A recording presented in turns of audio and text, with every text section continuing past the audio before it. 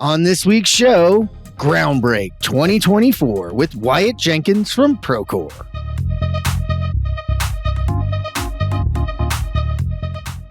All right, we're back, and this seems eerily familiar. It's great to see you. Here we are again, Jeff. It's great. It's great to see you, Wyatt, on the verge of another Groundbreak. We've seen each other along the way. It's been a crazy year, so I'm kind of excited to catch up on what's happened over this last year. And as always, get a little preview into what might be happening at Groundbreak and then into 2025 for Procore. So, and for you in general, man, I'm really excited. You always have these incredible insights on the industry as well, given where you get to sit. So with no further ado, can you introduce yourself to those who don't know who you are? Give a little bit of your background quick so we can get jumping into it. Yeah, I've been on the show. Is this my third or fourth time? I can't remember. Maybe fourth. I think it's like fourth, man. Yeah. So Wyatt Jenkins, Chief Product Officer of Procore. So interesting about Groundbreak, it's in Denver this year. I was raised in Denver, Colorado. My dad is a retired general contractor in Denver. He owned a company called Jenkins Communications, and my dad and I built cell phone towers. He built them, and I was a young kid in high school and college, and would help him build cell phone towers throughout the Colorado, Utah, Wyoming region. He kind of had this western kind of 3-4 state region that he covered with his crews. And so, yeah, it feels good to be home. And it feels good to be doing Groundbreak in Denver this year where I grew up. And yeah, if you can imagine, my dad built those towers in the 80s when the cell phone tower boom was sort of exploding. And, you know, those towers that sort of look like trees and have the branches. Yeah, I mean, I've personally been on maybe 100 of those sites. So I know a lot about those things. And yeah, I know what it's like to be in the field for sure. I was climbing towers, pulling cable, fetching coffee, you know, whatever you let a high school kid and college age kid do. But my dad was the president of Jenkins Communications Inc. and my mom ran the back office, right? It was about I think at its peak, or maybe like 80 or 100 employees or something like that before he sold the company. And yeah, it's a cool part of my background. I guess from there, I ran away from construction into, well, first music. And so I have this weird decade of my life where I was a DJ and played electronic music around the world. And then technology. And so I've been in technology for 20 something years now at different large technology companies. So this is, now my life has come full circle. I'm in technology, but I'm building for construction, and I get to call my dad and have these really rich, interesting conversations about the stuff I'm building and how it would have helped him back when we were building those cell phone towers. Are you trying to reach the innovators and decision makers in construction technology? Then look no further than sponsoring the ConTech crew. That's right, we're taking new advertisers. Email us at advertising@thecontechcrew.com to learn more. Yeah, it's a cool combo because you got the experience of doing it when you were younger. So it laid a good foundation, ran away from it, which we hear a lot, you know, from the industry as people, you know, some people are, you know, diehard follow your family to where it is. And some are, I got to run away and do my own thing. But it's really cool to see you come back and connect it together, especially given that part in the middle of going to software companies and large companies that were transforming or working in other spaces, and how valuable that was to those spaces. And you can bring that knowledge now to an industry that's going through its transformation, that's really embracing it. So I think it's a perfect time. So talk about, you know, the last year when we sat down last, you know, we were getting ready to go to Groundbreak 2023, which was, I have to say, the event of the year last year. I said it loud and proud a few times. It was epic, fun, informative. always a great time. So I'm just interested, your take. You've now done this a few times at Procore. How was last year for you, and how's that leading into this year? You're right. Last year's event was so fun. The production quality, the people, the partners in the partner hall, the teams of folks coming together. It does feel like a big community of folks who really just want to change the industry. And at Procore, we're kind of a by construction for construction company, right? Because if you go all the way to the top, you got TUI building things right now. I think TUI sent me a note in email or Slack as recent as a couple days ago.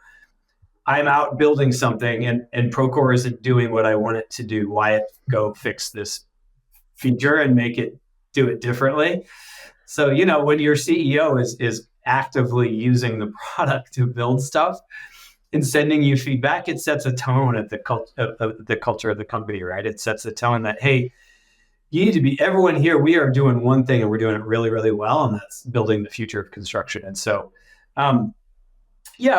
Groundbreak is just such a celebration. It has to do with the culture of Procore, the culture of our customers, the desire to move the industry forward, the desire that, hey, together we can all do this. Let's talk a little bit about last year, because we did set out to do some ambitious things. And so I feel like one of the things that my dad taught me when I was young was he had a very hey, you do what you say you're going to do. He doesn't, Jeff Jenkins was like, if he said he's going to do it, it's going to get done, come hell or high water. And I learned that. I'll never forget when I was a kid and my dad would be, it's January, we got to go drive up into the mountains to go, hit a deadline on a tower. And there's 2 feet of snow. And I'm a kid. I'm like, Dad, man, it's rough out there. It's 5 a.m. There's a blizzard. And my dad look at me and be like, wear a coat. There's there were just no excuses. It was we said we were going to do this. And so we're going to go do it. You know what I mean? And I've always loved that about our industry, is this kind of get it done mentality. And so hey, let's look at last Groundbreak and what did we say we were going to do? That's one of the most important things to me. Last year, we talked a lot about connectability.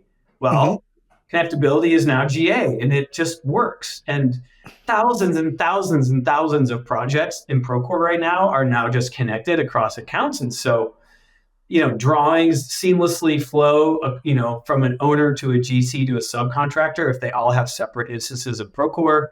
RFIs are in beta and submittals as well. And so we're really, now that we have a model and a new architecture, it's pretty easy now to just turn this on for the entire platform. And you'll kind of see the whole platform light up with this new connectable architecture that allows everybody with their own Procore account to easily collaborate with everybody else. And it's pretty cool because I get to see the data, and I get to see the data light up, and I get to see all this information sharing going on across owners, general contractors, and subcontractors. And I think it's starting to break down walls. Very literally, how the walls stand in between us contractually. And a lot of people are like, oh, well, that's my information, your information. I am speaking to owners who were worried about this. And they were like, oh, no, we only want the general contractor to use our version of Procore. Or, and they are like, wow, this is saving us 20 hours of work, because I'm not double copying information across accounts. And so I'm seeing people's minds change and open up to the idea that kind of having this automated data sharing available via all the robust enterprise permissions that are set up that govern the project. It's starting to work. And so, yeah, it's such we'll put it all aside, just dispel. There's enterprise security. There's all of that built into it, right? That's what we want to talk about, is how that lights up information flow, because that is and has been one of the biggest problems. I was doing a Construction Progress Coalition event, and we were mapping out, just the amount of time and touches and then associating that time and touches to some cost, because people cost money. Time is money. And we could see how exponentially just RFIs, just, looking at drawings, being on the wrong drawing set or uploading information from system to system, how much time and cost that was adding. And there were some hard costs. And then there's those soft costs, Wyatt. Knowing about a problem as early and as soon as possible, or a change, there's so much value in that reaching the people as fast as it can. And so it's cool to see that connected. I see these quotes, Jeff, of folks who are literally like, "Why this was a 20-hour process." It's not even a process for me anymore because it's automated. Yeah, like you just and I think what's really important is we architected Procore differently. We are not generating a PDF and like emailing a PDF. We have created a workflow-based connectable architecture to where whatever the object is, because a submittal has different like start points in the workflow. It's not as simple as like just share a thing. It is like the submittal is in this phase, and these are the people who need to see it, and these are people who don't. RFIs, like all these, every single one of these objects have a different way that they operate. And so the way we've architected it is to actually have those objects live cross account in their phase of the workflow and in a way that the data is retained by all parties, the data that they are entitled to. And if the relationship is severed for some reason, the last moment of entitlement is retained, but any further movement along that is not retained because the relationship is severed at that point. So to really nail this for this industry, it took some work, and it took some real deep thinking about how things work. It took, I know it did. It took a lot of deep thinking in the architecture behind it, but also you hit on something we've talked about for a long time, is a lot of our early digitization was not digitalization. It was turning paper to digital paper. So your RFI was a piece of paper. Now it's a PDF, and we would email it. And so deconstructing that is something that's super important for people listening and learning to understand that you did that. You had to take what was a form of some sort, break it off into data fields, and then understand how those fields are required for the process, who's responsible for that, and then how to present that to them in a way to create this flow. And like what you're doing inside of Procore is, and this is what I like about it, is a representation of what the industry needs to do and think about. Right. We think too much about digitization instead of digitalization, which is really turning things into data, because that's got to be driving so much more across the board for you guys and for the industry itself. Yeah, it's exciting. So I'm excited to share progress that we told people we were going to do it. It's live. A couple other things from last year that we were going to do. Procore Pay. Procore Pay went GA, general availability, to all customers in January of this year. The Procore Pay we have built internally is interconnected to financials and to invoicing and to liens, and it's not like a separate product with a separate user thing going on. It is innate to our platform, and because of that, it's trackable and reportable. And Procore Pay is off to the races. One of our fastest growing new products. And also because we have a large base of folks who use financials, right? And so the folks who are using financials are like, oh my gosh, this is so much better than having a separate pay, either writing checks or having a separate pay product, because it's all interconnected in the platform. So that's a big one. We're really excited about Procore Pay. Another one that we promised last year, if you remember, we bought Unearth. So in 2023, we announced the acquisition. It was wild because we just started talking to Unearth a few months before Groundbreak. So behind the scenes, and then when we decided we wanted to work with them and they wanted to work with us, it was like, okay, you think we can hit Groundbreak? And it was like this mad dash of, paperwork and everything you do. And we did it. And we were able to tell everybody at Groundbreak, like, here we are. And now we announced the acquisition last year, and this year, Procore Maps is platform functionality that is now connected to a number of different experiences across the platform, like RFIs, observations, photos. Now you can look at all those geospatially. It's really important. We didn't just buy a mapping company. We bought a geospatial engine that allows us to look at like land and underground at all in a lot of different ways, because we really believe that construction happens in time and in space, and so it was very, very important for us to be able to nail the in space part, especially for all the horizontal construction that gets done on Procore, with utilities and roadways and bridges, and but it's also really useful for vertical when you're looking at deliveries on and off site and everything else. So Procore Maps is now live as well. And so we'll talk more about that at Groundbreak. Yeah, it's always been a powerful push, and we've seen it, a couple attempts at it along the way, and Unearth was one of the few to really get traction. So it was really cool to see that come in. And now for it to be sort of a base layer to a lot of the other tools is going to be a lot of fun, because you're right. Nothing ever happens. And this is what we would always get wrong is, something would happen in time or something would happen in a space. It never happened in a space and a time.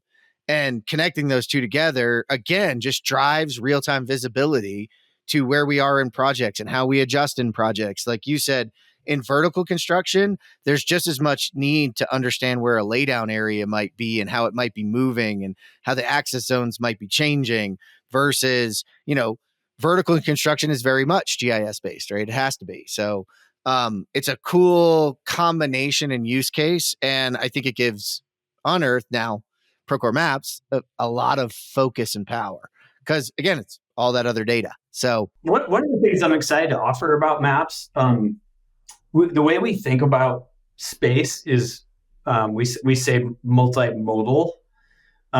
So in Procore, we have drawings and we have models and we have maps. And so I know what I've been at our customers and I've seen what happens when they try to bounce between maps, models, and drawings. They usually have those in 3 different technologies, right? They sort of, we know all the tools of the trade in tech that manage those different modalities. Well, the way Procore works going forward is it's just a tab inside of the application, and anything you're looking at, you can look at in the model, in the drawing, or on a map.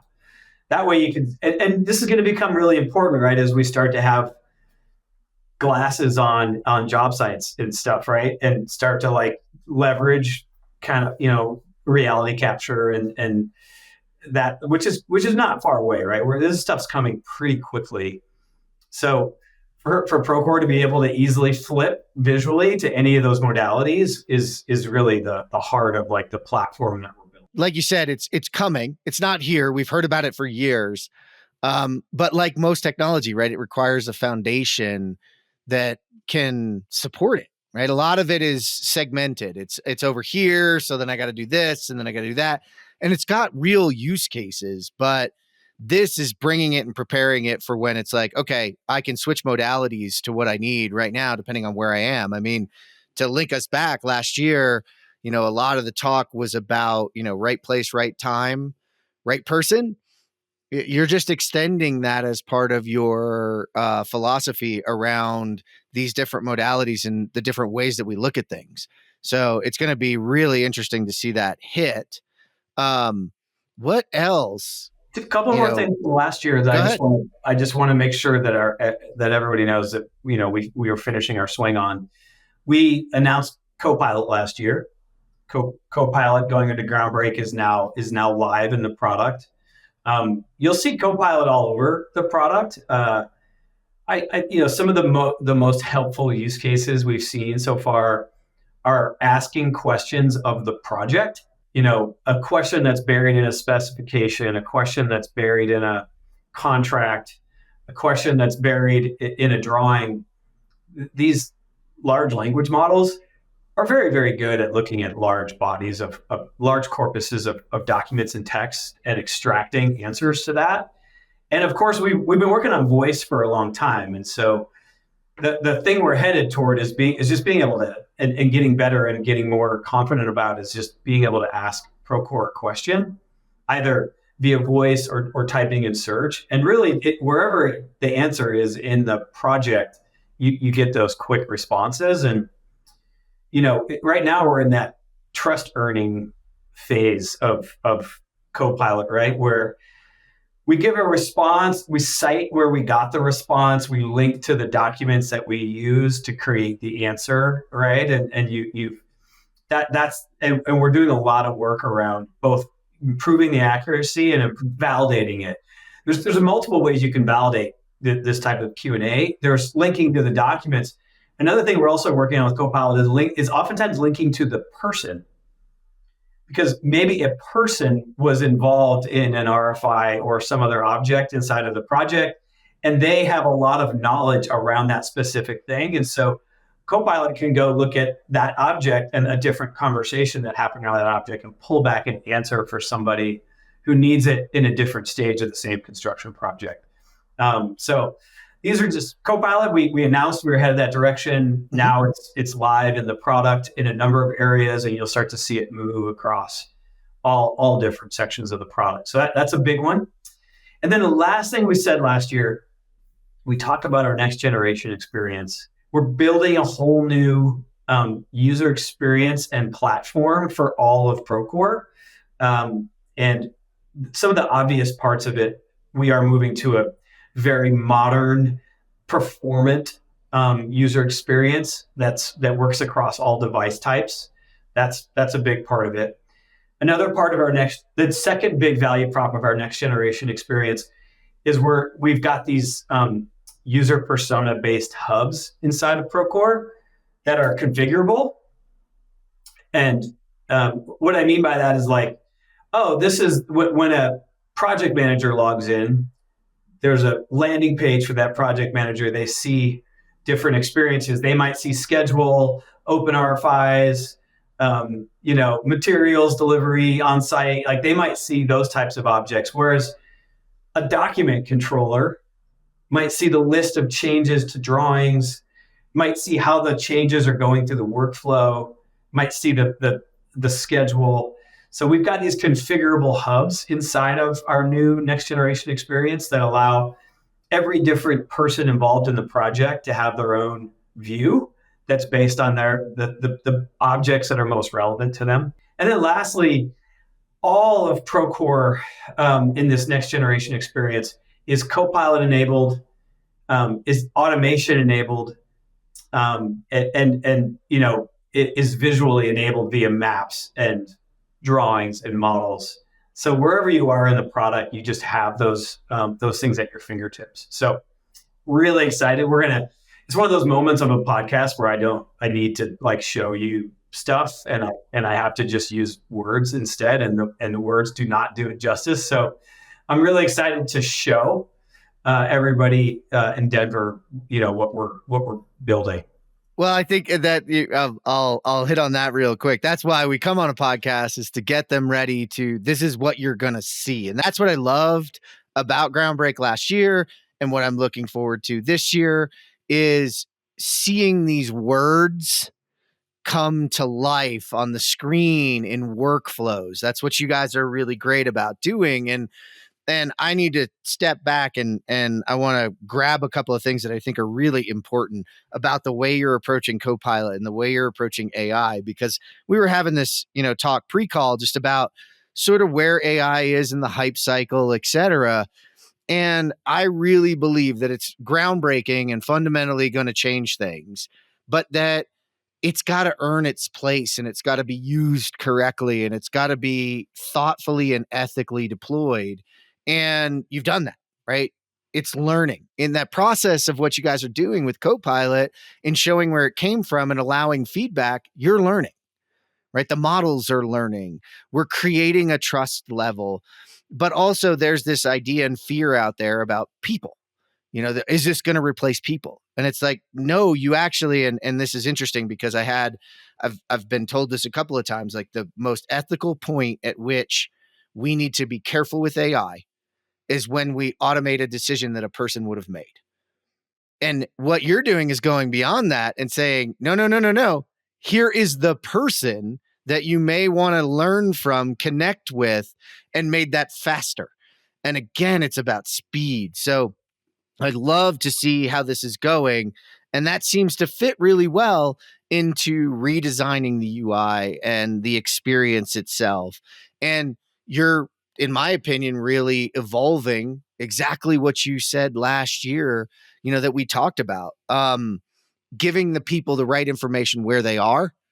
You're not just doing that now, you're giving them an experience that's custom to them and keeps them in their flow. I am out on the road all the time and we're talking about flow state and staying on the tools, staying on task, staying in what you're doing. And every time you're flipping from app to app or place to place, you're losing your moment.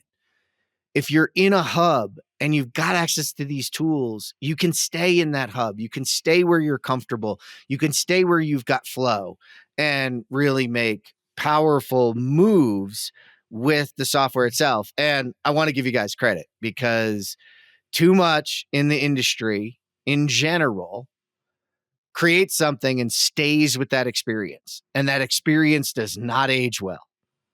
And there's not a lot of return at times in the short term of changing that UI and investing in that process, but it creates the relevancy and continues the value of the product moving forward and allows other features. So a lot of what you've done since you've gotten here, Wyatt, and not just you, I mean, I think timing wise, it was the right time for the entire team to take on a lot of these things. The integration of Procore to Procore, the changing user experience, adding in AI and large language models in ways that make sense. So super great to hear. And I love that you prefaced these folks are going to see a lot of what you're talking about. Yeah. What else are you going to talk about as we get there? What else are we going to see, buddy? Okay, we can get into the future. I do think this is at least a worthy detour, which is our long-term hypothesis is that we believe in builders. We believe construction it requires people to make tough decisions, and that we're not just going to magically get perfect designs, out of architecture that just make it so that we can automate everything that goes on in the build. That's just our hypothesis is that we are going to use all the latest and greatest in technology and agentic architecture. We're going to use the latest in AI and LLMs to empower people to make faster, smarter decisions. Our like 10-year bet is on builders, and if I had to be like maybe a little forward leaning, the things that I think are easier to automate that are going to change the most, I think a lot of those live, for example, in engineering. Like this beam needs to hold this much weight and it needs to be this length, and those are math problems. And math, those are just like, okay, there's an amount that needs to happen here. I think you'll see a lot of change there. Whereas like on the builder side, I again, you're making judgments, you're working with people, you're making fast decisions in the field based on conditions, based on safety risk. We don't predict a world where that like goes away, or like we somehow have found an AI that like walks into the field and like deals with all that. That is not our long-term bet. And so I think you'll see how that plays out over time and in our roadmap and in how we leverage AI, because we really think about it as a tool to enable the builders. And that's a bit of our long-term vision. Back in 2020, I heard about a new software platform called Join. Within minutes of seeing Join, I knew it had the power to revolutionize collaborative project delivery.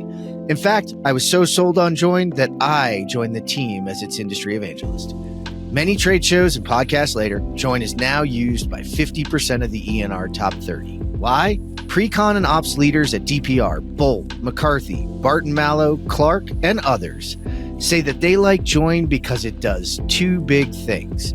collaborative, trackable decision making, and awesomely simple visuals. Want to learn more about the power of Join? Go to www.join.build/demo to learn about how better gets built. Well, I would agree with you, and I don't think any of it's going anywhere. I think all of it's going to go through its own life cycle of transformation. Like you said, with the engineers, it's like a lot of that is math, but a lot of that is then going to be, how do the engineers that now the math is being done connect with the means and methods, connect with the builders, spend more time focusing on those things. As I research these areas, it's changing all of our roles in ways. Yes. But I don't ever see it replacing them in general. And I actually think we need these tools to manage the complexity of what we're going to. Like the things that we build are so much more complex and integrated and electrified and complicated that we need these tools to make sure we maintain visibility and safety and efficiencies, et cetera, because we don't know what's changing. And like you said, you could say you're going to get rid of it, but like all of a sudden the shipping lanes shut down for a while. What do you do now? Well, a human needs to get involved in this and a team needs to react to this. And you have backlogs or issues, priorities. You need humans. You need these things. Yeah, I don't think people get replaced. I think if anything, but we can train people faster. We can get the information to people in the field when they need it faster. Like those are the things that are going to fundamentally change. And I will let me take the other side of this. Like we are in the middle of it. One of the biggest technological shifts that we've seen, in my opinion, since mobile. So the addition of 3G and mobile devices around kind of 2010 to 2013 was like a massive shift. All of a sudden, everyone's got this map, this GPS map on their body that they can, and you see entire industries flip around like taxis and that was a big shift. That was a major technological shift. I do think large language models and agentic architectures are another one of those shifts that we're still pretty early in. And I don't think anyone has perfectly predicted what exactly is going to happen. And, I think when you're in the peak of the hype circle, it's really hard to parse through all the noise because there's just like way more funding and way more false positives right now. Like it's very hard to figure out what are the actual use cases that are going to drive value for everybody. We'll get into a few as we look to the future that I think are going to be really helpful, but that's just the moment of time we're in. It's almost like 2011 when we had mobile devices. Like, it's going to change a lot. And I can't exactly figure out how, but a lot's going to change because when I was I'm never going to use an iPad on the side. I remember when it was like, that thing's just going to become a hammer. And it's like, now you can you can't pry it from their hands. Like I believe you're right. But I also believe it's a natural part of the cycle. So I'm really interested to see, where do you see this functionally and like foundationally having impact and something tangible? Also, this is where I say, folks, partner with people like Procore, et cetera, that are taking this kind of balanced view. Because you're right, Wyatt, there's money everywhere and it's being thrown around, and there's a lot of noise and there's a lot of confusion. So this is another thing about Groundbreak and about Procore in general that we can lean into to learn from and sort of have that trust. Like you said, it's a community. So it's not just that you're leaning into Procore. You're leaning into this community of incredible builders and innovators that's there as well to talk about what's worked for them, where they've been burned, where it's been great, what they're looking for. So I'm interested to see, because you guys kind of guide the conversation, where are you going to take it? One of the big themes for Groundbreak will be around artificial intelligence, will be around data, our data platform. We've been building a data platform now for 5 years, and every single part of Procore, the data flows into that data platform. That is, we've taken the hard road on this. We built it all ourselves, and anytime we acquire something, we only look at it through the lens of like how rapidly can we integrate it into our data platform, because we just and that's an area where I feel like we're pretty far, many years ahead of most of the other technologies in the industry, because it's been one of our biggest investments. What's interesting about a data platform? Well, first, I mean, reporting, analytics, Copilot, automation, any part of Procore, you can combine and you can do all of those things on top of the data. You can also take the data and put it in your own environment to our cloud connectors. Like, we've just invested heavily in that area because that's the bet we're making.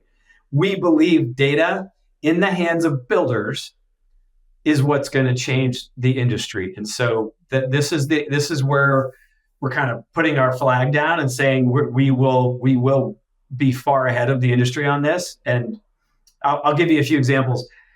If you've got all your financials, all your labor, all your construction objects, all your estimates, and all that data is in a single platform, well, you can easily run reports on that data and join like labor productivity rates over to your schedule, to auto-generate a schedule, back to your budget to see how it impacts budget with different crews. Oh, and you can then bring that back up to your next estimate.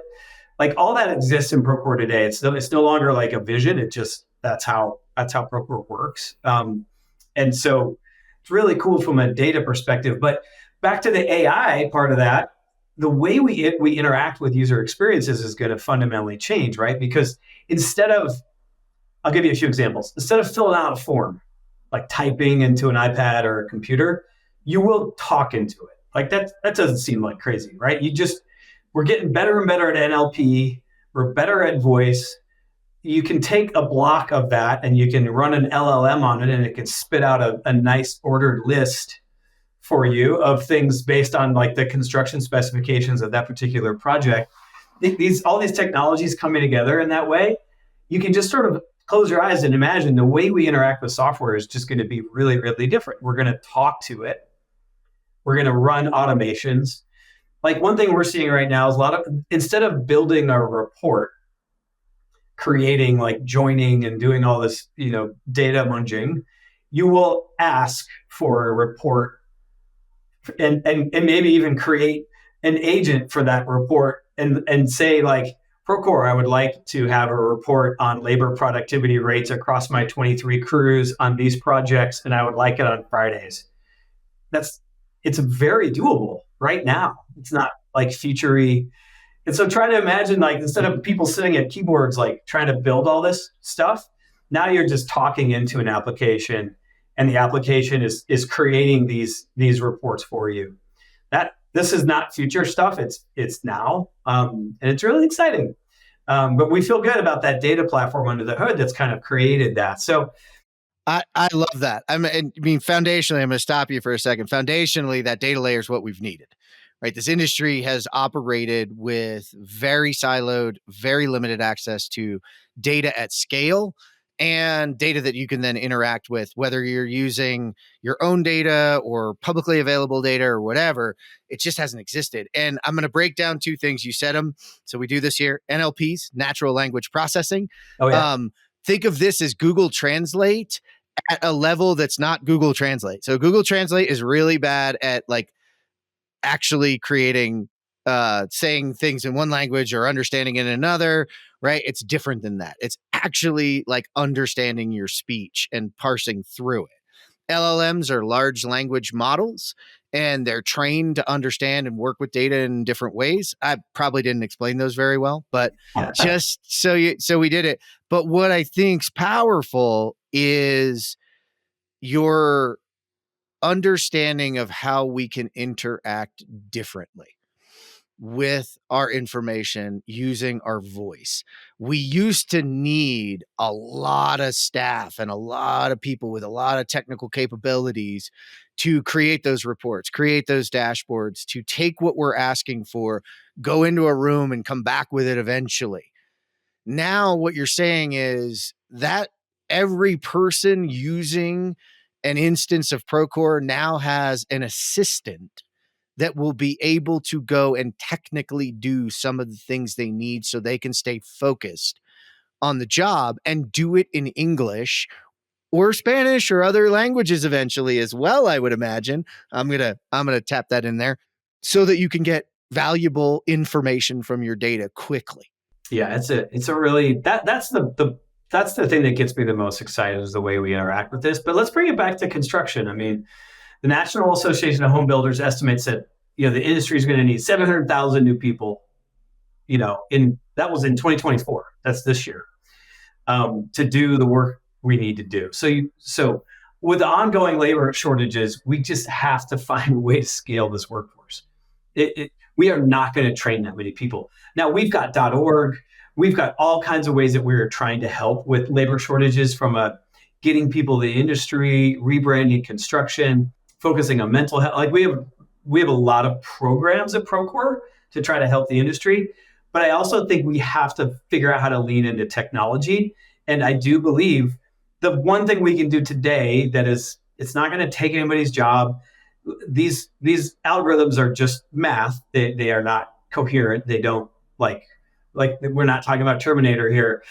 We can just turbocharge and scale the workforce. If everybody can get an answer to their question with using voice wherever they are rapidly, then you're going to be able to do 2-3 times as much work in 3 years because you're just getting answers and you're staying in motion, right? So, I'll give you just a couple in the weeds examples to drive it home. You can create an automation in Procore that can check if the specs and drawings proactively see if the information exists, or if someone's already answered the question elsewhere in the platform to avoid an RFI in the first place, and make sure all the information is there to answer and reduce the back and forth. That's a thing we can do now. So that's a very tactical, in the weeds, but very time-saving application of artificial intelligence. I think you could create a workflow that automatically manages the distribution and follow-up. And so you can generate that with voice. You can say, I would like to create a workflow that's going to go ask for all these questions when I have these overdue objects. And then the thing will just go out and do that for you and generate that workflow to go follow up with a bunch of folks. And then schedule, right? I mean, at this point, every single thing, Procore started in the risk game, right? Our very first product was project management, and we had things like RFIs and observations and incidents. Well, guess what? We have the largest corpus in the world of data that has a propensity to impact schedule. And so what can AI do? AI is going to tell you the propensity and the likelihood to impact schedule. And then it's going to, now that we have things like large language models and automation, it will make a recommendation to what you should do to the schedule. Mm-hmm. And maybe that's not right and you override it because your judgment is better. Great. We want that too. You know what I mean? Good. That's smart humans doing smart things. But we can recommend, and as people begin trusting these things, you might see more and more of those recommendations just being used out of the box. Well, yeah, that's the beauty is you get 2-3 recommendations. Right now, I'm not sitting there starting at a blank slate, right? We've talked about this a lot with AI. It's about getting you from starting with a blank slate. Okay, I have this. How might it? What might? No, now it's like, hey, you've seen these in the past. Here's some of the things you've done. Which one you want to do? Oh, hey, this one doesn't fit for this situation because a lot of it is unique. Great. Now, I'll take you further, and this is not Procore saying this. This is me saying this, but I think automating and making more of these tasks done by the machines themselves allows this AECO industry to lift up out of in the projects, in the building, and in what we're doing, because we're never going to make, even if we train all those people, even if we're never going to get them, right? They just don't exist. And we have to start designing, building, and doing things differently.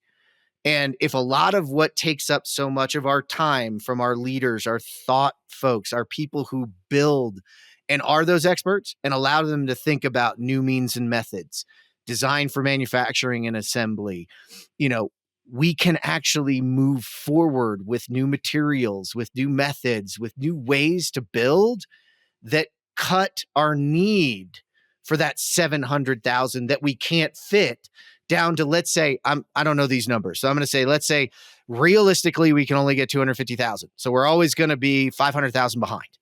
What if we can cut it so that 250,000 that we can get and should get and will bring into this industry down to that's what we need, because our means and methods are different. We're using panelized, modular, prefab, all of these things, right? We're not doing that at the scale we should now because we have too much time spent in the projects we're working on now. And this data layer foundation, these AIs and automations, they're taking away math and they're taking away things people are bad at anyway. Yeah. And opening them up for the good, the power, what we can do. That's what I see this type of progress leading us to. Yeah, we have this construction technology maturity curve that we've developed over the last year. And one of our principles at Procore is to meet our customers wherever they're at on that curve. And you could sort of, I won't describe it in too much detail, but you can sort of imagine down at the low end of the curve, a lot of paper processes. Maybe they've chosen an ERP. That's a lot of times like the first piece of tech a company might choose. But then on the most mature companies, there's a couple trends I see in the most mature companies. They've invested heavily in a single platform that acts as a data platform for them. They might also have internal data people, but they really have grown over the immaturity to understand the value of all the data. So the few examples of our most technically proficient customers are heavily invested in data. Those same customers that I see at the very high end of the maturity curve have less technology, not more. That's a really important detail. If you have a proliferation of products in your tech stack, it gets very complicated to get them to all talk to each other. And so you either hire a massive internal data team to try to string together stuff across 40 pieces of technology, or you go, hold on a second, what are we doing here?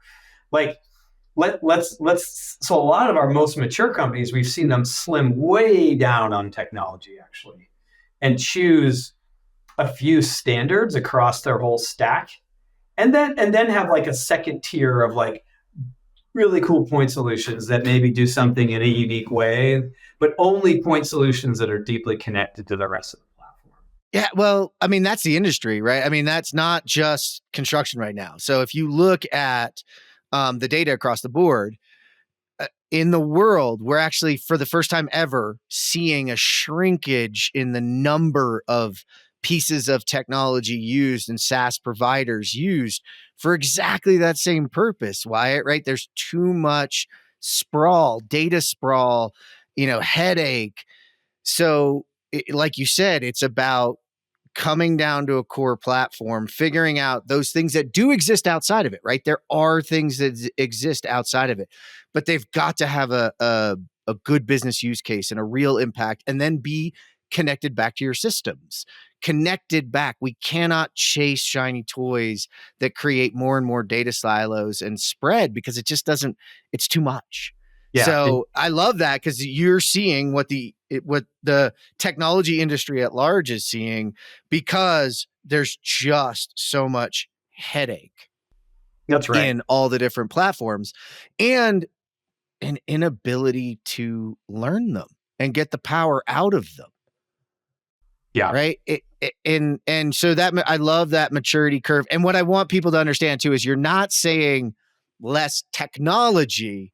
It's less individual platforms and solutions. The technology is more widespread from a single platform and a choice area, and then less point solutions added into that. And like, it's a process, man. And I like to see that you guys talk about it on that curve, because it's the other thing I hear all the time. this conference and this event is not just for people that are at the top of the maturity curve. No. If you are at the bottom of the maturity curve, even if you work for an organization that you feel is there, this is your place to go, because if you don't get on the path, you're never going to get there. So it's about meeting people where they are. There's tons of people, Wyatt, that still need those RFIs, those daily logs, those time cards, whatever it might be, taken from paper and into the digital realm as they go through their journey. The cool thing for them is they get to skip a lot of headache along the way that others have already experienced. And the platform is much farther and much more integrated into the way things work. So it's a great time for everybody to show up. Yeah, it's fun. All right. Staying on task. We talked a lot about Copilot. We talked about AI. We'll have a ton of examples at Groundbreak of how we think this is going to help folks. Some visionary, some very pragmatic, like, oh, that just will save me a few hours a day if that works. So I'm excited to tee that up, and it's a large part of our Groundbreak. So excited about that. Another key area for us, we went out to all of our customers and we asked them, if you could wave a magic wand, what do you wish Procore would do differently, better? And one of the things I heard loud and clear from our customers was, hey, Procore is a very ambitious company. Y'all are always pushing the boundaries to try to innovate. Refocus on your core and innovate there. Like, a lot of what got you here is what makes Procore great. And so we heard that message loud and clear about a year ago was, hey, let's make all of the basics at Procore just world-class, because some of them, we needed to finish that last 10%, or we needed to push our thinking and really think about the connected workflow across a bunch of areas instead of just thinking about, one more feature on an estimating tool. And so with that, we have a bunch of core innovations on the tools that everybody uses every day. So I'll give you a few examples. We just made a massive investment in schedule. We have quadrupled the size of the engineering team. We're focused heavily on the field scheduling use case to make sure, because we're not trying to replace the master. We'll have a two-way sync to the master, but that's a contract, right? That's a contract with an owner.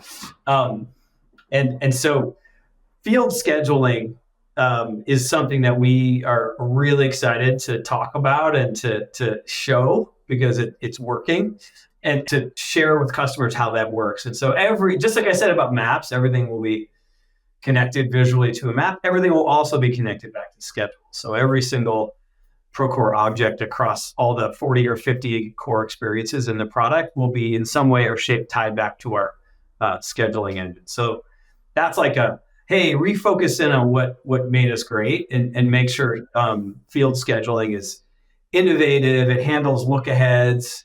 It's AI and intelligent, because you're getting risk profiles of different objects being created in the project that help you understand whether something's going to change. That's a big area where you're going to see a ton of demos and hear a lot about at Groundbreak. Another big part of innovating in our core, we wanted to take a step back and ask ourselves what the future of safety looked like. We kind of had a little heart-to-heart about hey, safety needs to fundamentally change. It's at the end of the day, our goal should be 100% of people go home safely to their families.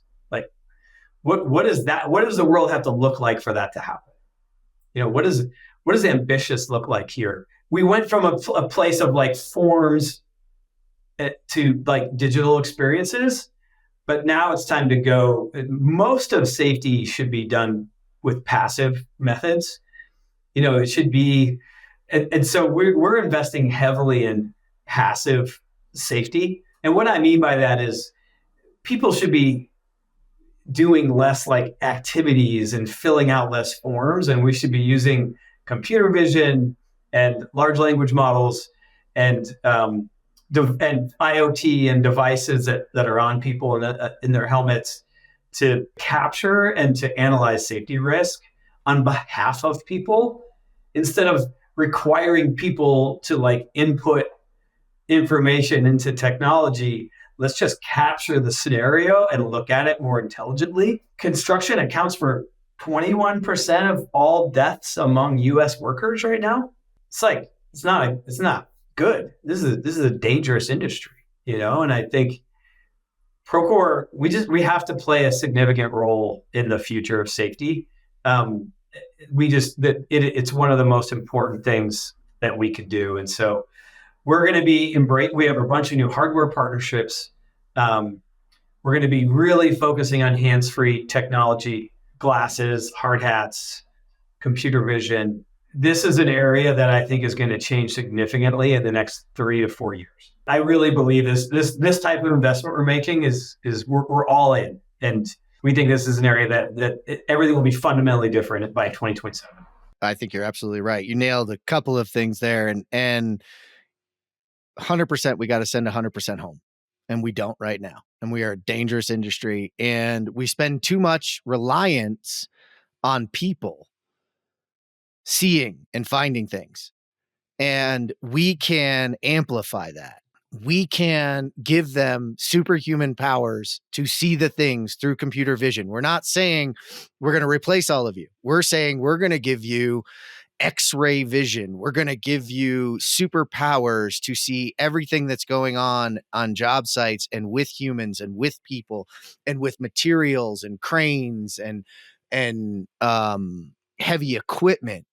So it can be proposed to you to look for problems, to catch things before they happen, to eventually predict when X, Y, and Z is going on a job.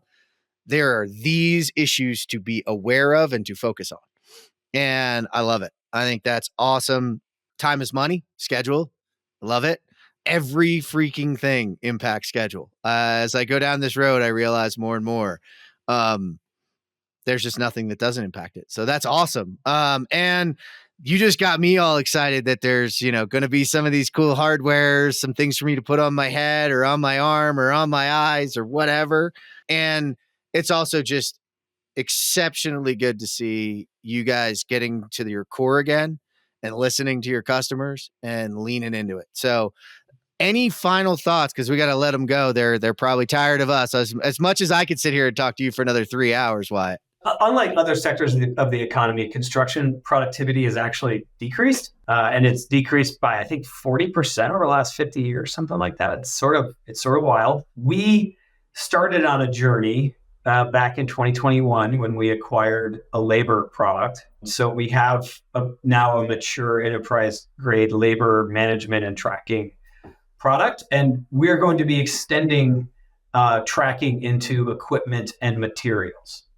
And so with Procore going forward, we have an entirely new solution for that's powered by all the platform things I just mentioned, like AI and maps and data and reporting and, mobile first, all that. But now we have a labor, equipment, and materials tracking and management solution that we're going to be announcing at Groundbreak. There's like a lot of details that this is the one where I'm just going to tee it up and say like there's a ton to talk about, but this is an area that I think the customers I've talked to are very, very excited, and we're already in beta right now on equipment, and soon you're going to see materials get added to this. So we have a true end-to-end LEM solution that I think is going to be a game changer for everybody. So this is a very, very big announcement, and one that that I'm pumped for.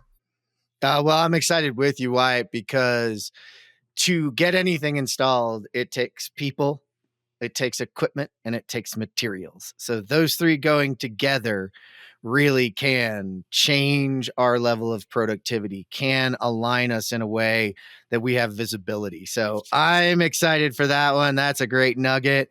Look, man, we get to do this once in a while. I always appreciate you sitting down with me, opening it up, taking the time to talk about it. I'm excited because it's your former backyard, but it's my current backyard. So I just have to drive down. I will be there. So if you're looking first, you'll find Wyatt there, but you'll also find me on stage a couple times there as well. So I look forward to seeing everybody there. And Wyatt, thanks again, man, for sitting down with me. Yeah, thank you, Jeff. Maybe we get a mountain bike ride in. I don't know. Let's see if it's possible.